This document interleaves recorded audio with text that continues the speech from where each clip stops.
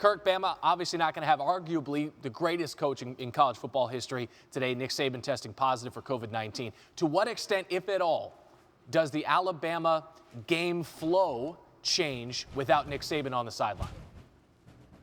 Well, the thing to remember is he's still been involved all week with the team through Zoom and able to communicate and able to really be a part of the collaboration of the prep. And so I think it's a matter of Sark, who's a former head coach, just going out and executing the plan. And so I'll be shocked if they miss a beat of any kind. I mean, if Nick Saban were taken away for the whole week, maybe it's a little bit more of a story.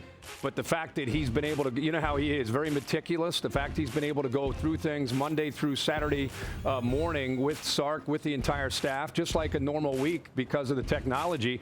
I think they'll just go out as a group and is led by Sark and go out and execute and put the players in a position to go out and have a big day. Leave it to Bama to somehow be prepared for something like this, right? Having gone through it earlier in the season with this scare for Nick Saban ahead of the Georgia game. Meanwhile, on the other sideline is a guy in Gus Malzahn who, since arriving at Auburn, is 3-4 against Alabama. Bama's 58-3 against everybody else in the SEC, not named Auburn in that span. What does Malzahn do so well against Alabama that perhaps the rest of the conference doesn't do?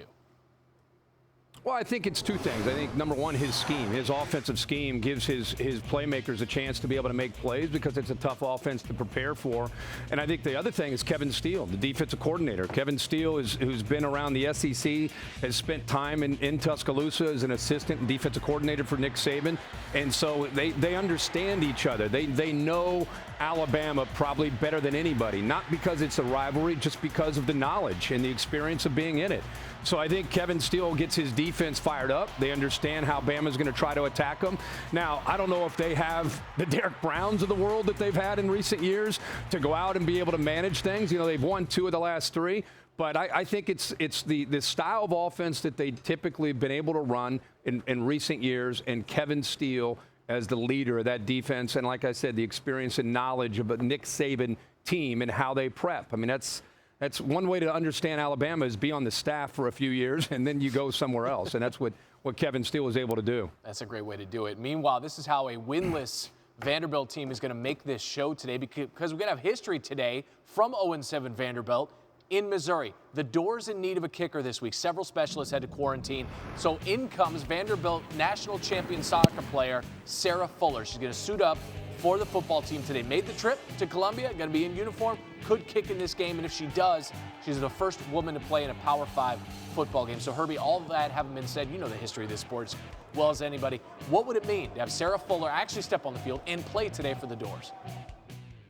I think it's cool. I think it's great. If she can go out and do it and deliver, you know, who cares if it's a man or a woman? If you're going to go out there and deliver and make a field goal, and be consistent and something you can rely on, more power to her. And I think it's cool with Derek Mason to give her this opportunity, and hopefully she gets her chance today. It'll be fun to watch. They said to her, listen, you can go home for the Thanksgiving holidays after winning this national title for the soccer team. Or how do you feel about Missouri in November? Because we need a kicker. Amazing?